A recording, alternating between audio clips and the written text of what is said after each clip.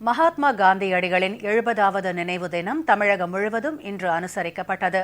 தேசத்தந்தை மகாத்மா காந்தியடிகளின் 70வது நினைவு நாளை ஒட்டி திருச்சி மாவட்ட அரசு தலைமை மருத்துவமனை வளாகத்தில் அண்ணல் காந்தியடிகளின் உடல் தகனம் செய்யப்பட்ட அஸ்தியின் ஒரு பகுதி இங்கு வைக்கப்பட்டு மண்டபம் எழுப்பப்பட்டுள்ளது. காந்தியடிகள் புகழ் பாடியவாறு நகரின் முக்கிய சாலைகள் வழியாக பேரணியாக சென்ற பள்ளி மாணவிகள் காந்தியடிகளின் அஸ்தி மண்டபத்தில் மலர் தூவி மரியாதை செலுத்தினர். அங்கு சர்வமத பிரார்த்தனை நடைபெற்றது. அதனைத் தொடர்ந்து உறுதிமொழி ஏற்றுக்கொண்டனர். நாங்கள் வருஷம் காந்திஜியோட நினைவு நாள் அன்னைக்கு இங்கே வந்து அஞ்சலி செலுத்துவோம். டீச்சர்ஸ் ஸ்டூடெண்ட்ஸ் எல்லாரும் சேர்ந்து கூட்டு பிரார்த்தனை நாங்கள் பண்ணோம். நம்ம நாடு எல்லாமே வந்துட்டு இவரோட கொள்கைகளையும் கருத்துக்களையும் நம்ம பின்பற்றணும்னு சொல்லிட்டு நாங்கள் ரெக்வெஸ்ட் பண்ணிக்கிறோம். கன்னியாகுமரியில் காந்தி நினைவு மண்டபத்தில் நடைபெற்ற நினைவஞ்சலி நிகழ்ச்சியில் காந்தி பீட்டத்திற்கும் அவரது திருவுருவ படத்திற்கும் மாவட்ட ஆட்சியர் திரு சஜ்ஜன் சிங் சவான் மாலை அணிவித்து மரியாதை செலுத்தினார்.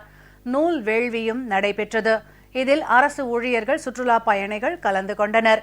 விழுப்புரம் மாவட்ட ஆட்சியர் அலுவலகத்தில் மகாத்மா காந்தியடிகளின் திருவுருவ படத்திற்கு மாவட்ட ஆட்சியர் டாக்டர் சுப்பிரமணியன் மலர் தூவி மரியாதை செய்தார். பின்னர் மௌன அஞ்சலியும் செலுத்தப்பட்டது. இதேபோல் தமிழகம் முழுவதும் தேசத்தந்தை மகாத்மா காந்தியின் நினைவு தினம் அனுசரிக்கப்பட்டது. புதுச்சேரியில் கடற்கரையில் உள்ள காந்தியடிகள் சிலைக்கு துணைநிலை ஆளுநர் கிரண் பேடி, புதுவை முதலமைச்சர், அமைச்சர்கள், சட்டமன்ற உறுப்பினர்கள், சுதந்திர போராட்ட வீரர்கள் மாலை அணிவித்து மலர் அஞ்சலி செலுத்தினர்.